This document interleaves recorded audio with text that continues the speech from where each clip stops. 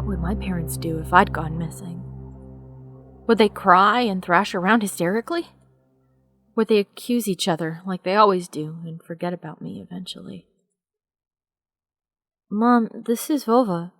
Did he go missing in our forest? Seems like it, poor child. I looked out the window at the road.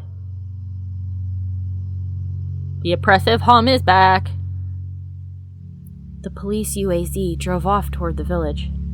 This really feels like I can click on this for more information. Is that what this button is for? Ah, the glossary! Baba, a Slavic folklore, a nocturnal spirit used by parents to threaten their ill-behaving children. UAZ, a Soviet and Russian off-road freight passenger car brand, which was produced on the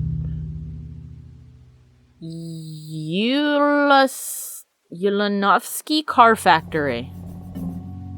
Cool! We can in fact look up words! Hooray! The officer's nephew came to mind when I was splitting off old paint from the windowsill. I remembered all the teenage mystery novels from the Black Kitty series I've read this summer. What is the Black Kitty? A series of contemporary Russian original or translated teen mystery books. Okay.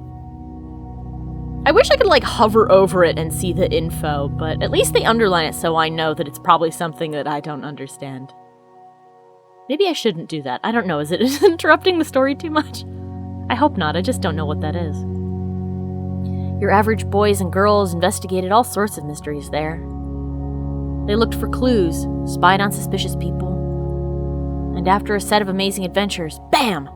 Solved any complicated case. They became local celebrities and must have made their parents very proud. I noticed a trail of policemen's footprints that led to the forest. And then it clicked in my head. Why don't I start an investigation of my own? Maybe I'll find that lost boy. And I'll get a reward. Olya will be so happy. And not only Olya, Mom and Dad too. Maybe they'll even forget about their quarrels for a while. Oh, hun. Maybe I'll even save us from the D word. Oh, hun! I fantasized about buying Olya a Tamagotchi and getting a cassette player and a bunch of tapes for myself. A whole box of Kinder Surprise. When was the last time our parents bought us any toys? Guessing some time ago. Last autumn, I think. My dad had lost his job at the time. There's an annoying song about it.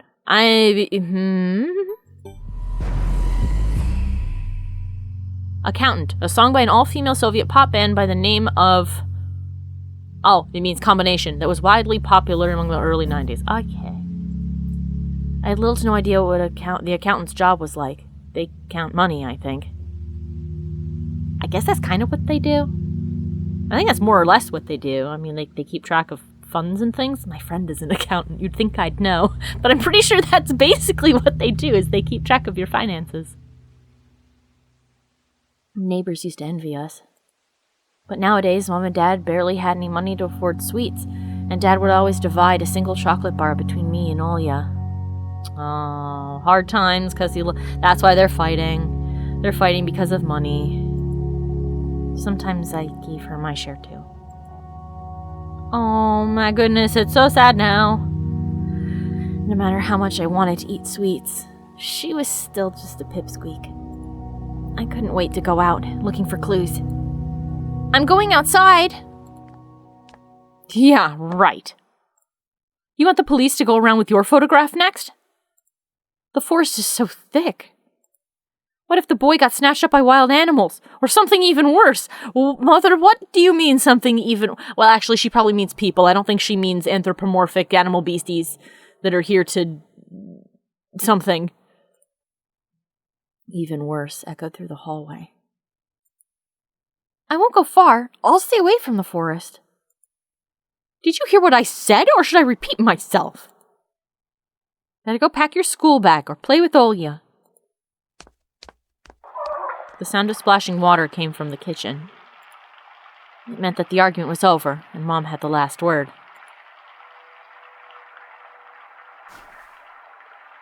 Oh. Ooh. Whoops.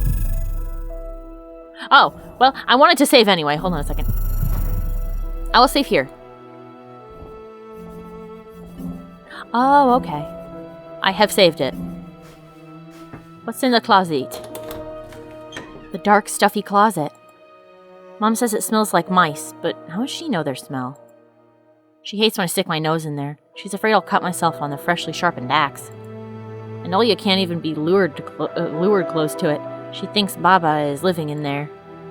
I tried to help her fight her fears once. I opened the door and turned on a dim lamp so she would see there was nothing but cobwebs, Dad's tools, and scratched walls. She still didn't believe me. And I liked to hide in the closet and listen to Olya count outside. 1, 2, 3, better hide from me. And then drag her feet on the creaking floorboards, hoping that she wouldn't need to look for me in the cramped monster's den. You cheater. Let's see what Mother says about the... Can I talk to Mom? No, but I can look in the fridge. Grandma kept ice cream for me and Olya there, but now I can only see meat bits from some soup and clumped together pelmeni. I grew to hate them already. What's a pelmeni? A Russian variety of dumplings made by boiling thin, unleavened dough filled with mincemeat. One may even call it Russian fast food. I see. Okay. That's the only thing in here, huh? Oh, what's this? Ah! Okay, there's a button for things to look at. I see. Hold on. The side of an old ocean freezer was checkered with my childish drawings, Mom's recipe, and all kinds of stickers from bubblegum with dinosaurs that Olya liked so much. Along that still life picture hung a piece of ruled paper with the phone number of the police officer who visited us. And there it is. First Lieutenant Tikhonov, I read inside my mind, looking at the officer's sprawling handwriting. A scrap of paper was held by 2 pieces of a broken magnet from some old Soviet toy, and those pieces just barely covered up the numbers as if to taunt me. I think Mom doesn't want you randomly calling people. I leaned towards it to unveil the mystery and take the piece to a safer place where it would wait for its time when I would finally find Vova and be the first to call the police with the happy news. Anton! Mom's reproachful eyes stared at me. What do you need it for? Hands off, you'll lose it. Angering my mom was the last thing I wanted, so I lowered my hand. Okay. Radio. Emercom of Russia has declared the state of emergency due to adverse weather conditions.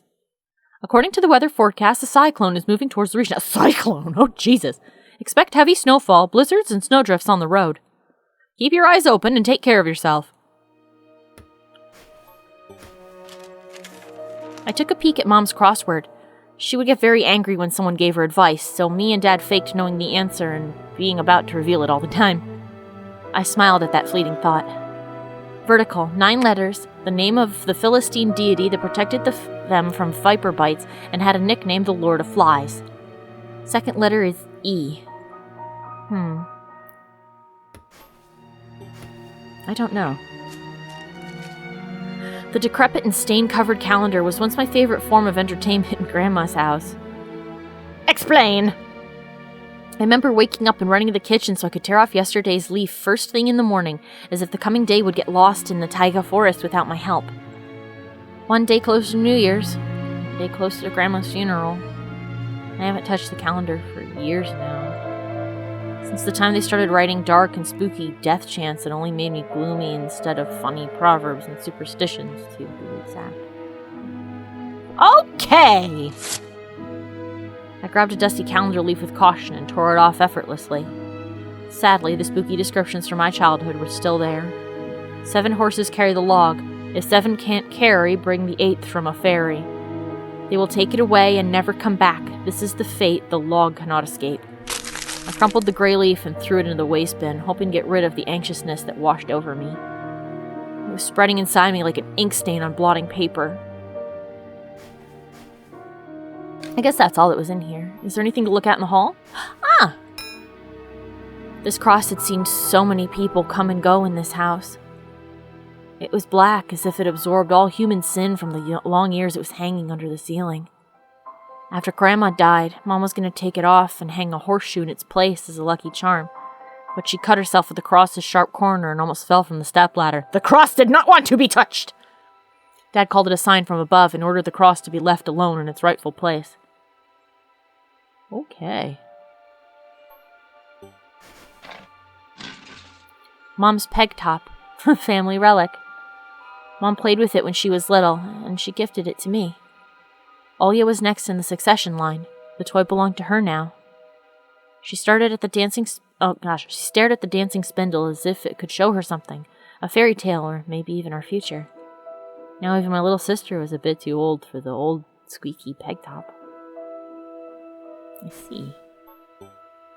The phone. My parents prohibit me from making long-distance calls, but from time to time I really want to hear my old friends. Sometimes I would just pick up the phone, listen to the low hum of the zoomer and the distant crackling, and imagining the wind howling in the ice-laden chords. I think that was it, right? Yeah. Alright, to the front yard. Anton! I'll whip you if you make a single step out the door.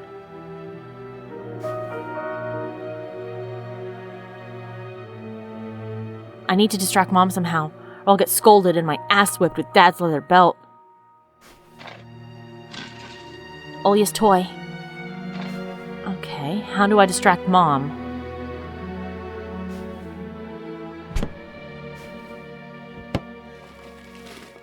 Meat bits for soup and a pack of pelmeni. How do I distract her?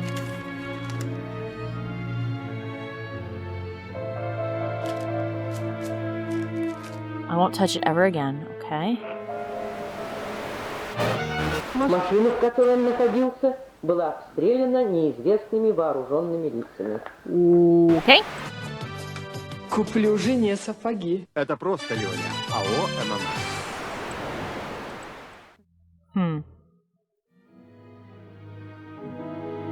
Oh, it was difficult to lie to Mom, but there was no other way for me to run away from home. Mom, something's wrong with the TV. The picture is dim and there are stripes all over the screen. Mom's face became visibly distorted. Oh, you're killing me here. So you had enough of shooting those stupid ducks now? Told you the kinescope will go dim because of your console. Where will we find a TV technician in this hole, huh? Maybe it's just the settings. Please go see for yourself. Strange, it worked fine in the morning. Maybe this snowfall caused it. Mom rubbed her hands clean on her apron and went to Olya's room. Ha-ha! To the front yard. Bye! I have escaped. I opened the front gate and went into the field. I'm gonna save here again. Boop. Carefully, so Mom wouldn't see me from the window. Oh, there are birds flying overhead. Crows. When I crossed half of the distance towards the forest, the snow piles became high as my knees. I remembered my nightly fears. I saw those silhouettes around here. They were jumping around, holding hands. Sounds like they were having a party. That hypnotizing music started playing in my head, all on its own. In the light of day, those distant figures felt like a simple dream. I just noticed that our house has a post that just says 6. The sun turned my nightmares to ash, but the aftertaste was still there. Distant ringing in my ears, distorted shadows crawling on the snow alongside me, and a barely audible whisper in my head, blurry and almost kind. Everything was silent. So silent, I felt like the world was totally empty. No ground, no sky, no parents, no Olya. Well, there's some footprints from, like, rabbits and squirrels and things. The time reached its limit, a one-way trip that ended in the forest's piney stockade. Sometimes silence was much scarier than any scream. Our parents would scream at each other while arguing, and both me and Olya turned to stone, listening to them. But then always came the ringing silence. Our apartment became a numb couple of days before we departed. Oh. It became numb a couple of days before we departed. It was hard to remember the last time Mom and Dad joked around, laughing, or spent time together, almost like all of it was in a previous life. When they kissed with Ilya present, she always frowned and snorted in a funny way. And one day it all changed. Something important had left our home, and something scary filled the remaining void. It was as if a fire broke up and our parents were hurriedly packing our belongings, trying to save themselves and us. From who, though? From the people with dead cold eyes who sometimes visited us in our previous home? Was your parents involved with the mob? The eyes that only saw balls of worms in the black ground and everything. And somewhere far away a siren was going off, trying to warn us of the coming menace. I don't know enough about history over there in order to be like, this was what was happening in the 90s. I was just a kid then. I don't think I ever knew jack shit about what was going on. I shuddered, chasing away my delusions, and looked around. What an adorable boy! Look at him. He's so studiously serious. Pat, pat. There was only me, this white field, and the wind that was whipping up icy dusts and belts of powdered snow. I squinted from the sun and turned my eyes to the sunless forest. It looked especially dark in contrast with the blinding whiteness. Knobby tree roots slithered under the stone-like fat snakes. Oh, the snow-like fat snakes. Rotten leaves and coniferous needles froze into the ice.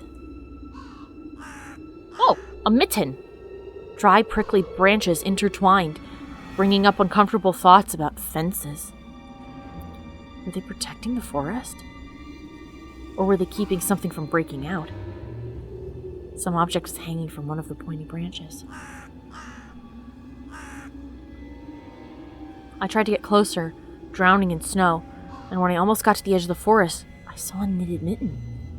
It looked like a wounded bird among the hungering semi-dark. Should I take it to the police? The officer looked gloomy, but he still reminded me of Captain Casanova from my favorite TV show called The Streets of Broken Lights. I'm going to break it up to find out what that is. Street of Broken Lights, a Russian mystery TV series telling a story of the daily life of Russian police officers, is the longest-running series in the history of Russian TV at the moment. Okay. He was always anxious, with a tired look in his eyes, but still brave and strong. I really do hope that me clicking the info button isn't, breaking the tension too bad. I just don't know what any of this is. So I'm kind of glad that that info button's there. Will this mitten help them find the lost boy? Vova! I heard a distant shout. Looked like it came from the river. Vova! As if the trees were calling out to someone. Vova! It sounded closer to me. Someone was standing there behind the trees. Hiding. Vova! I knew someone was looking for the lost boy, but still, something was unsettling about that figure. I don't see anybody in the trees. Its stillness, how it was bent unnaturally toward the ground. I don't see this figure, and I'm looking for it in the background, and it's bothering me that I don't see it. It's blackness. There's no one there. Just branches and roots. It's all just my imagination. A nearby bird flapped its wings loudly. Hi! A shadow split from the tree and disappeared from my sight. I looked away for just a moment, but when I turned my gaze back to the same place, it was gone. So it was my imagination after all. Silence reigned for a painfully long time.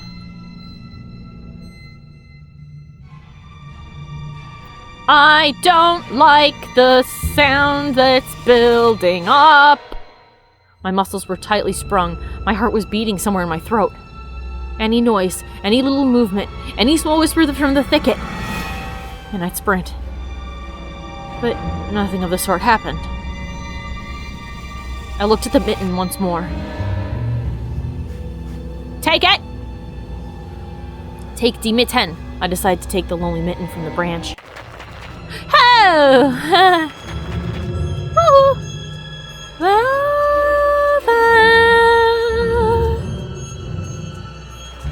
Take the mitten! A shout rumbled across the field and dissolved into the distance. No echo, no hope for a reply. Take the mitten! I stepped towards the bristly trees and tried to claim my find. It didn't budge. I pulled harder. The branch cracked and the mitten tore off, landing in my hand with a squishy sound. All too heavy. Wet. I squeezed it without thinking, and something dark spilled from it, forming a tiny string between the mitten and the snow. Steam rose from the snow pile. Hey! Okay. Oh no! I froze in place, studying my palms in disgust. Red. The sound of cracking branches invaded the silence. I didn't have to think twice before running away. Someone was chasing me from the darkness, breaking pine branches, closing the distance with giant leaps. Snow was slowing me down. Crazy thoughts flew through my mind. I'll get caught. They'll get me. I'll get dragged into the thicket. I'll be gone. Forever. But there was one more voice, probably one of reason. It gave me strength, spurred me on. You can do it. Don't stop. I heard an animal roar behind me. It was so loud my ears went numb. It felt like the sound had come from a pack of hungry beasts rather than a single one. Their nostrils sucked in freezing air. They sensed my fear. Two giant wings flapped above my head. An enormous shadow flew over the clearing. A hoot, a wheeze. It's the owl! The roars were coming from all directions now. From the dried-up raspberry bush, from twisted pines, from under the windfall. Hurry! Run! Don't look back! It felt like I was inside a nightmare. The snowy clearing became vicious like quicksand. I was stuck in place. I pulled my leg from the mushy trap just to be caught in a new one, even deeper than before.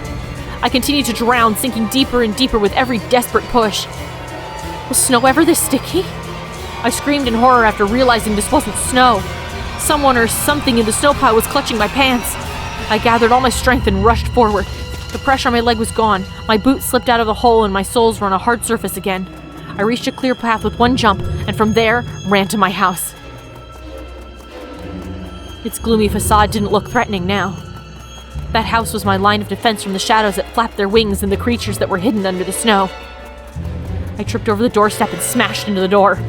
In all my hurry, I still managed to notice the claw marks, as if a dog was striking the wood with its paws, demanding to be let in so it could escape the cold. I hadn't noticed these marks when I was leaving. The heartbeat in my ears was much louder than my surroundings. I couldn't hear whether someone was following me or not.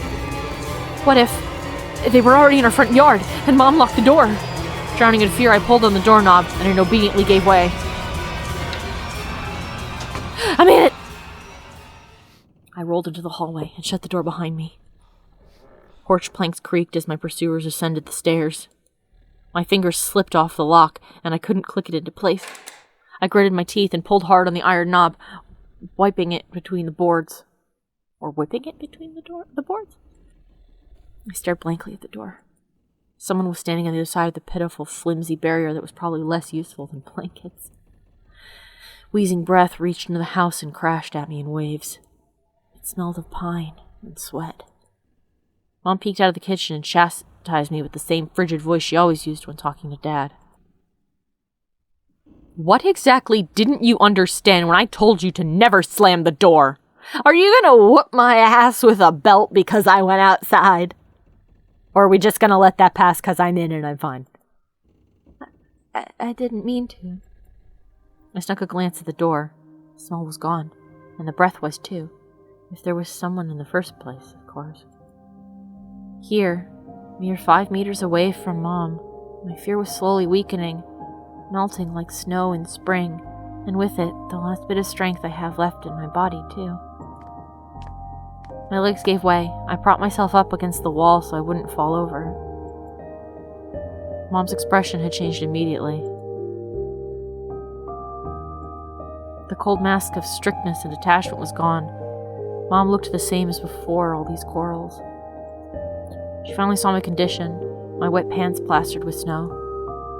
Where have you been? What did I tell you, huh? I told you to stay home. Am I nothing to you, too? I got afraid she would cry. I reached out to her like when I was very little and wanted her to cuddle me. But Mom regained her composure fast and put on her usual face. Her eyes shined like steel. Her voice rang out. Your dad can't find his cigarettes. Be honest, did you snatch them? Were you smoking in secret? There was someone chasing me. I thought... I stuttered as soon as I started explaining myself. Tears welled up in my eyes. Mom leaned toward me and sniffed my clothes like a beast, searching for the smell of tobacco. Then she squinted her eyes in suspicion and looked into the front yard. Her expression changed in an instant and she covered her mouth with her hand. Look, over there, at the fence! My heart started thumping as if I became prey once again and my pursuers were following me in the field. I could swear that I've heard something scratch at the door. Just like in my nightmares. Mom beckoned me with her finger and I gathered up all my remaining bravery to look into the kitchen window, facing my fear. I could barely discern some hairy silhouette swimming in snow through the icy winter patterns on the glass. Oh, we got chased by a pack of dogs. Dogs? Just a small pack of strays with no name and owner, barely reminding of the hungry monsters that live on the edge of the forest. Oh boy, were you scared of them? I think they'd rather be scared of you, Anton. They were chasing me. Like a bunny. Like a tiny bunny, perhaps. Oh, that was well timed with that sinister pang! What if they're rabid? The smile had slowly disappeared from Mom's face. Now she looked at the dogs as if it was her first time seeing them. What if they attack all of you? Mom? I wish your dad could just shoot them all. Mom, look, they're alive! What? Are they your friend or foe after all? Make up your mind. You're not a little kid anymore.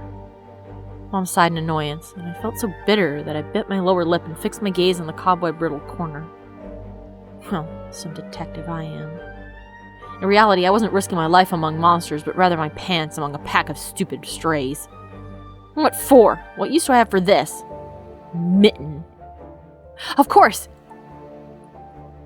A dark and sticky mitten that belonged to the lost boy made a squishing sound in my hand. Seems like I was clutching it the whole time. That's my trump card as a detective! I hurried to present this clue to my mom. Mom, look! It's above his mitten! That boy the police were asking about in the morning. That was so gross. It's drenched in blood. I found it hanging on a tree. I can show where. Let's call the police right away, like the officer told us to. Mom, look! Oh! A shadow of doubt slowly crept on my mom's contorted face, as if she was trying to remember something distant, like someone tries to remember their dream, but the images slip away. Stop at this moment! Olya will go insane if she hears you! She already has trouble sleeping and whines all the time. And you joke around like this! At that moment, I realized the mitten was actually wet from snow. There was no blood whatsoever. I wanted to sink through the floor from embarrassment. Come here, my boy who cried wolf. Oh, don't stand there. Come and take your pills. A golden-colored pill, reminiscent of a dead wasp, fell in my palm. Is it vitamin E oil? Fish oil? I already took one during breakfast. Don't talk over me. I told you to stay home, and you... Dad would have given you a good whipping for that. Come on, take it, or you won't be able to sleep at night. And you have school tomorrow. So I had to swallow the bitter medicine, drinking it down with similarly awful water that gave off a taste of chlorine. Maybe it wasn't Vova's mitten. Maybe it wasn't a mitten at all, even though I am holding an actual mitten in my hand. Just like the forest monsters. And Olya's owl. Am I going mad? Okay. What's happening to me? Either the pill had an immediate effect or my overexerted brain didn't let fear inside anymore. And now I'm dissociating violently, okay. Serenity washed over me, bringing yawny indifference along with it. Anton, you done? See, you can do it when you try. Did you just tranquilize me, Mother? Take off your coat. Are you asleep? No, Mom, I was just thinking. About what, I wonder? It's just something silly. Mom scrutinized me with suspicious eyes, as if she wasn't sure she was looking at her own son and not some doppelganger that came from the forest.